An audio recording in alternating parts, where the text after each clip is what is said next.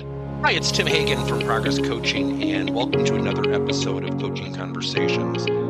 And I wanted to make you aware of something very cool that we're doing on a subscription basis, and we'll put a link in each one of our episodes. But every Wednesday, we're going to be doing what we call an audio podcast workshop. That workshop will be roughly about 14 to maybe 20 minutes per episode, with each month having a theme from a coaching model, using feedback strategically, to coaching self-awareness, and so on. So if you could, look in the body or in the content description of each episode, and you will see a link where you can join this subscription. These are literally 4 workshops every month, teaching specific strategies to address a particular area of workplace coaching, as it relates, again, to things like awareness, motivation, teamwork, and what have you. Here's the cool thing. It's only $10 per month, and each month you will get a handout that we will follow along with. So we also give you a tool for you to take notes as we go through each episode. We hope you'll check it out. This is going to be a master module, a master class on something called sales optimization. Now, when I think about the definition of optimization, it refers to the process of finding the best solution or achieving the highest level of performance for a given goal or objective. It involves systematically improving or fine-tuning a system, design, process, or resource allocation to maximize efficiency, effectiveness, or some desired outcome. Optimization often involves considering constraints, trade-offs, various factors to reach an optimal solution or configuration. It is commonly applied in areas like mathematics, engineering, computer science, economics. Yet, what if we applied it to sales? What if we applied it to sales? And what if we optimized someone's ability to sell? Now, let's think about this just for a second. Let's think about sales optimization. Let's talk about optimizers. Now, I'm going to make a comment that is going to ruffle salespeople. Now, when I make this comment, I always remind people, I'm in sales. I have to sell for my company. And quite frankly, it's the part of the job that I'm probably not as good at. And I would tell you that it's also probably the area that I like the least in terms of my business. I'd rather do coaching or teach coaching. So when I look at number 1 sales optimizer, it's self-awareness. Number 2, it's self-honesty. Number 3, it's self-improvement. Now, I want to start off with a quick story to give reference. Years ago, I remember I was at a company and I was monitoring sales calls. And the company was InPro out in Muskego, Wisconsin. And I was reporting to a gentleman who's now CEO, Mark Holland. And I'll never forget the day when I listened to a guy's phone calls. Now, if Mark were listening to this right now, he would immediately know the story. And I remember calling him upstairs where I was monitoring calls. And I said, have you ever listened to this one guy sell? He said, who? I said, Dave Stevens. He said, what are you talking about? I go, this guy's a genius. He said, what are you talking about? I go, listen to him conversationally. Listen to him. This guy knows what he's doing. His conversation skills, his questioning skills were just brilliant. And I remember asking him straight out, I said, is he doing well in sales? And he said, yeah, he's actually at 150% of goal. I think he's number 1 in the company right now. I said, man, I've never heard someone like this. He goes, what does he do? And I said, he'll say things like, well, Mr. and Mrs. Customer, oh, by the way, when do you need this by? Oh, Tuesday. Oh, geez. How am I going to get that by Tuesday? What do you think I should do? Because I know that a lot of times with an order this big, people might want discounts. But if I go in for both early shipping and discount, my boss is going to have my head. What would you advise me to do? I'll never forget it. He turned the customer into the closer. Oh, I don't want you to get in trouble with your boss. Yeah, if you can get it here Tuesday, just charge me whatever you want to charge me. He'd handled the price objection before I came up. And I remember sitting down with Dave, who's one of probably my closest friend in the business world now. And I said, where did you learn this? He said, I worked retail at a sign company. I had a guy. So I'm going to start with the number 3 optimizer, self-improvement. Every single day we role played and practiced. I said, oh my gosh, you can hear it. He said, really? I said, yes, You're like really good. I wish I was as good as you. Now, go to number 2, self-honesty. Sales optimizer number 2. And I said, how did you get there? And he said something to me, and I've said this to people as well. We're never as good as we think. And the toughest thing about sales is we have this thing called an ego. And yes, we need that ego. We are filled with rejection. Number 1, self-awareness, really being honest with yourself. Really being honest with yourself. See, here's one of the funniest things about salespeople, present company included. When sales are up, man, I am fantastic. When sales are down, yeah, the economy went south. Let me give you a reference point to that. I was meeting in the past year with an organization, financial services, and I was asked to come in. I was not doing a sales call. I was, invited, so it wasn't your traditional, I was prospecting, and they said, we don't know if it'll lead to anything. Would you mind coming in and talking to us? We need to do some coaching things with our sales organization. I said, sure.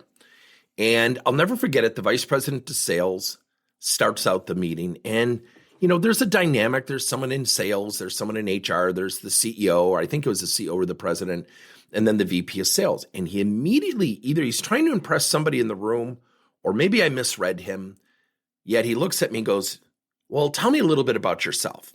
And immediately goes into this tone of, I'm in control of this meeting. Now, that's my perception. And then he asked me the almighty question. Now, keep in mind, I was invited to this meeting. Keep in mind, when I was invited to this meeting by, I think it was the president, their sales were flat. And he said, do you have any industry experience? And I said, in terms of your industry? He said, yeah. I said, no. Now, this is not an exaggeration. He starts laughing at me. He goes, oh, okay. Well, I guess we can go through with the meeting. That was the first 2 to 3 minutes of the meeting. Now, anybody who knows me, I don't back away from a fight. I don't fear the conflict. Keep in mind, I'm there to lend a hand. I'm not trying for a contract, by the way. And I said, okay, well, we could end the meeting if you'd like, or, we could continue it, but I don't know if you'd want to do that. Now, I knew egotistically this guy wasn't going to let me end the meeting without him being able to kind of rally up for the fight, so to speak. And he said, well, no, he said, I'd like to continue the meeting. And I said, well, would you mind if I asked you some questions? He said, sure. I said, what's your understanding of how this meeting commenced, how it came about? He said, well, I would imagine you did a call and he referenced to the president and we're here on a sales call. I said, nope. I said, he invited me so you could pick my brain and how potentially sales coaching might help your organization. And he's ready to start talking. And I kind of cut him off. And I said, here's my second question. How are your numbers? Honestly. Now, anybody who knows me might think in that situation, hold on a second, that's pretty aggressive. It was aggressive. Keep in mind, anything soft and cuddly would not have worked with this guy, and that's experience talking. It's not always foolproof. And he looked at me and he said, well, blah, blah, blah. And he starts going on. I go, are your sales up or down? He said, well, one of the things that we're trying to do is, and he wouldn't answer my questions. And I smiled back at the president and I looked at him and I said, you okay with this? He said, yep. Looked back at him and I said, I'm going to ask you a very simple question. In the sales world, this is a close-ended question. Yes or no, are your sales up or down? Give me up or down. Don't give me a narrative. He said, they're down. They're a little bit flat. Now, if you notice what he's doing, he's kind of putting a little extra sauce on it. Well, we're down. We're a little flat. He's making himself feel better. I looked at him and go, your sales are down. Is that correct? He said, yes. I said, great. I'm not trying to put you on the spot. I'm trying to understand because I was asked to come in here to help. I said, you immediately have laughed at me. You've brought up my lack of industry experience as criteria for being successful. He's ready to interject. And I said, but I have my last question for you, and then we can conclude the meeting. He said, sure. I said, do you have a lot of industry experience? He said, yes, I do. I said, how long? He said, 22 years. Now his ego's come back. And I said, and you're the one having the problem. started to pack up my binder, and the room went silent. Now, this is going to come off very arrogant, like I'm showing off. That is not my intention here. I wanted to give reference point. And he looked at me and he goes, wow, that was a sucker punch. I said, no, that's not a sucker punch. That's reality. You had a sucker punch? You've been disrespectful to me. You've treated me like crap in this meeting. You don't know me. I was invited to come here, which has been a total waste of my time. I was going to be here to offer my assistance at no pay. This was not a sales call. Yet you brought up industry experience, which you have, and you're having the problem. So what I'm ascertaining is when things turn around, you'll take credit for it. But is that the market turning around, or is that you turning things around? And I looked at the president, I go, he asked me to come in here. I don't know what's going through his mind. He might be mad at me at this point. Yet what I would tell you is there are 3 things you need to learn. Number 1, be honest. You're having problems, you could use some assistance. We all do. I have a coach, I have a mentor, and I have an EQI coach. Number 2, become a little self-aware of how you're treating people. I'm here out of generosity because I believe I was referred by another client's president. And I look back at the president, he nodded. He goes, that's correct. I said, number 3, we all need to improve. And if you're of some undying belief because of your vast industry experience, you don't need to improve, you're fooling yourself. Quite frankly, you're just full of crap. There's your sucker punch. Now, as we got near the end of the meeting, the HR lady's kind of snickering and the president's smiling. I looked at him, I go, you have a choice right now. I am happy to help you. Anybody who knows me knows that I don't start charging for every nickel and dime or when I drive by the building and beep and I invoice you. I don't do that. I'm really here genuinely to help. I said, if you want to continue the meeting, I'd be happy to help you. He said, okay. Now his tone is different. I said, let me ask you, what's the number 1 thing impeding your people's ability to perform from a sales perspective? I'm not asking situational circumstance, marketplace conditions. He said, the industry is down. He said, our market is down. And I think we are struggling with stall objections. I said, fantastic. We put it up in the whiteboard. Give me a second thing where you think your people could improve based on what's going on in the marketplace situationally. And he said, price. We're getting a lot of price concessions because our market is down. Materials are up with supply chain. I said, okay. And I said, price objections. I said, let's stop there. Stall objections and price objections. He said, right. I said, how often do your people practice monthly in scheduled sessions? He goes, we don't do that. I said, can I tell you something? We've made more progress in the last 2 questions than we did in the first 15 minutes. I looked back at the president and I said, do you agree? He said, I totally agree. And I said, what I would encourage you to do is to practice those. Do you have definitions? Do you have verbiage? Do you have a framework of how somebody could handle those objections? Is it written out where it's been educated and trained on? He said, no. I said, great. I'm going to teach you something called knowledge, skill, and behavior, the tiers of learning. Knowledge, if they know what to do, skill, then you can practice it. Through practice and positive reinforcement, you will have something called confidence and conviction. Yet if you just throw salespeople at a situation, they're all going to shoot from the hip, which is going to create fractional success. And if anything, undermine the brand because you're going to have inconsistency from rep to rep. Let me give you an example. And I go into price objection handling. I said, I used to teach something called push the objection. Well, Mr. and Mrs. Customer, outside of price, what are the top 2 or 3 buying drivers that went into your decision? And have we met those expectations? If they answer yes, say, well, that's why we don't lower price. What would you advise me to do? If they say, yeah, I'm still unsure of your value, it's not a price objection. The price objection is a mask for, I don't understand your value. That's a framework you could use. I'm not suggesting you do use it.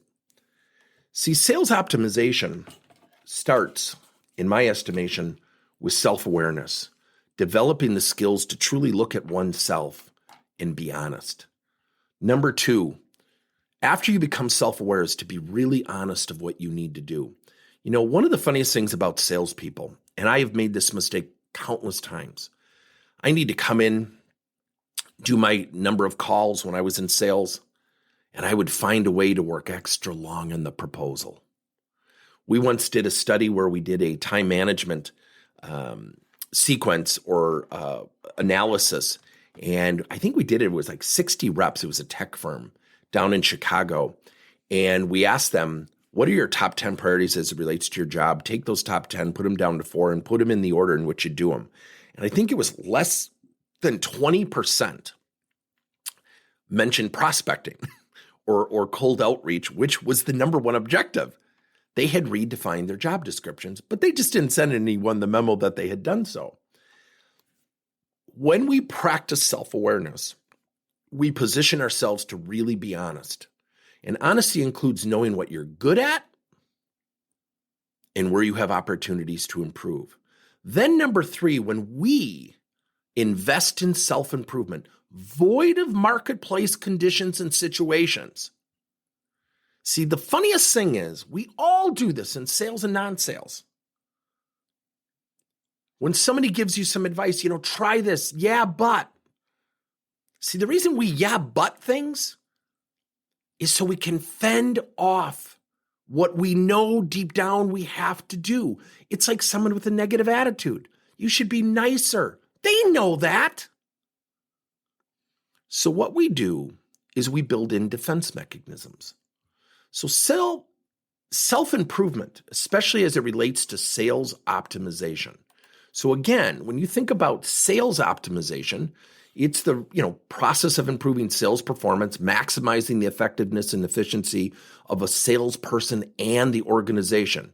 It involves analyzing and enhancing various aspects of the sales process, strategies and tactics to achieve better outcomes, increase revenue. That includes being honest. Let me give you another example. Think about forecast. How many times do we sit down in front of our leaders and we are positioned as sales professionals to give the answers we just know they want to hear? Rarely will you have a sales rep saying, you know what, I really dissected my numbers. I'm going to be below 80%. And if I lose a couple of these bigger deals, this could be a pretty bad year. Most of the time we sell ourselves. See, one of the greatest things about salespeople, we are eternal optimists. One of the worst things about salespeople is we are eternal optimists.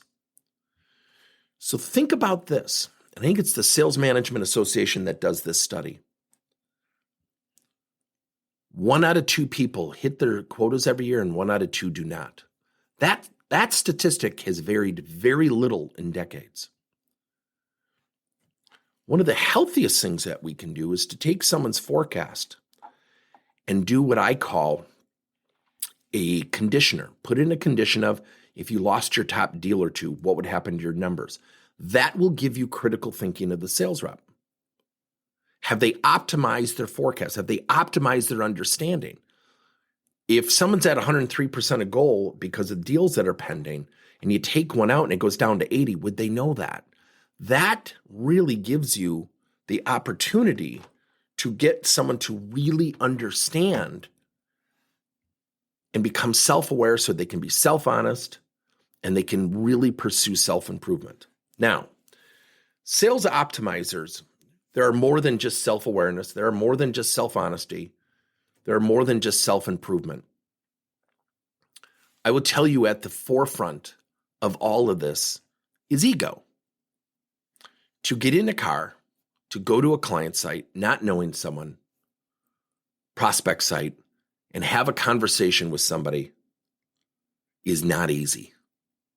It is filled with rejection. It is filled with unknowns. There are things that are going to be brought up, and we have one of the greatest attributes other careers don't have. We can shoot from the hip. We can hang in conversations better than anybody. The unknown does not scare most of us. And if you're newer in sales, it will. You'll get better at it. Yet that ego gets in front of something, and it creates a firewall around this thing called learning. See, studies have bared out that when people are learning, they perform better. Yet what we are under so much pressure from numbers as sales professionals, we tend to go after the numbers. And we tend to go after the numbers at the expense of our own self-improvement. Let me give you case in point. We just did a poll recently, and less than 10% of organizations said they had more than 2+ scheduled practice sessions for their sales organization. Let me repeat that. Only 10% or less had 2+ practice sessions for their salespeople to improve their selling skills. Think if the other 90% was your competition. I'll give you another case in point. I was in front of a CEO group once, and the CEO said, well, what do you do with all this coaching stuff, Tim? And quite frankly, I have a really good sales team. And I said, would you mind if I presented you a scenario versus answered you outright? He said, sure. I said, give me a big deal. And it was an industrial leasing company. So what's a big deal to you? And he said, about $3 to $5 million is a really big deal. I said, great. You've got $3 to $5 million deal on the table. You're about to go to the marketplace. You're going to meet with this prospective customer. You've met with them, and then they have final presentations. Let's just assume that's the way it works. He goes, okay. And I said, it's in 2 weeks. Your competition is going to anticipate every type of objection. Your competition is going to practice the presentation. Your competition is actually going to do research and going to show up with that research. Your people are going to shoot from the hip because they're experienced. Are you confident, same, or less confident? And he stopped and he goes, wow, I hadn't thought of it from that perspective. The guy next to him elbows him in the arm and he goes, I think you just answered his question. And we all started laughing. I could not have scripted it better. And I said, so within 5 minutes, I shot holes in your confidence because we want to assume. We want to, in sales, give ourselves one less thing to worry about. And we tend to throw people and bodies at it. If your people are not practicing, they are not getting better. So number 4, your next sales optimizer is self-practice. We can practice writing out phrases. We can practice out loud. I just did it in front of you. When I get a price objection, now my customer is going to know my method to my madness, but that's okay. And they say to me, Tim, your price is a little bit high. Is there anything you could do? And I said, well, sure. Why would you have in mind? I don't know if I can do it. They say, well, if you could lower the price. You never lower price until they tangibly tell you how much. And I said, okay, well, give me a number that you think would be fair to both of us. That conditions the human spirit to not be unfair. And I had a customer say, would you be willing to go down 10%? And I said, well, first of all, the answer is yes, I'd be willing to. I didn't say I was going to. Why 10%? I'm just wondering out of curiosity. And they go, well, I don't know. I just, they just want a deal. Now, I've had one customer recently say, honestly, it would help us out from a budgetary constraint standpoint. I said, fantastic, done. See, my philosophy for my business is the less you negotiate, the better, because the negotiation can morph into arduous interactions. And I said, I do have one thing I ask in return. They said, sure, anything. I said, I want 3 testimonials from your company, and I want 2 introductions to people where you're a member of an association that's at your level, whether it's HR, vice president, president, C-level, doesn't matter. I always get something in return to shorten my sales cycle. Now, that is not a foolproof method for every industry out there. The point being is I'm ready. I practice those things. So when you think about self-awareness, self-honesty, self-improvement, self-practice, people will optimize their ability to sell. Now,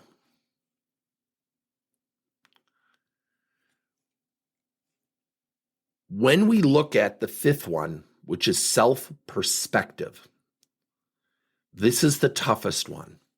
See, when we're in marketplace conditions and we're looking at all these things, we tend to grab a hold of them. The market's down, the industry's down, this company's undercutting me, my company's not doing this, they're not doing this, they're undermining because of supply chain, we're not shipping products on time. Those are real and they're frustrating. I get it. But someone who practices self-perspective focuses on the things that they can control, and that's themselves. Recently, we've been helping an organization who's having some supply chain issues. They literally are not as busy because they can't sell or ship what they don't have. And so what they're doing is they're doubling down on selling ability. It's brilliant. They're optimizing their sales organization when supply chain catches up, and it is catching up. We're noticing things that they're sharing. So think about that just for a second. Self-perspective, looking at yourself.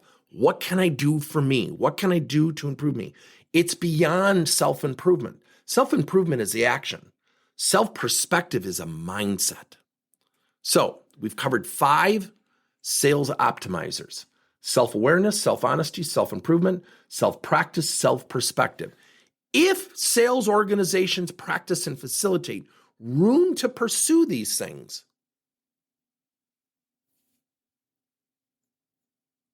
sales optimization will dramatically improve. The sales results will dramatically improve.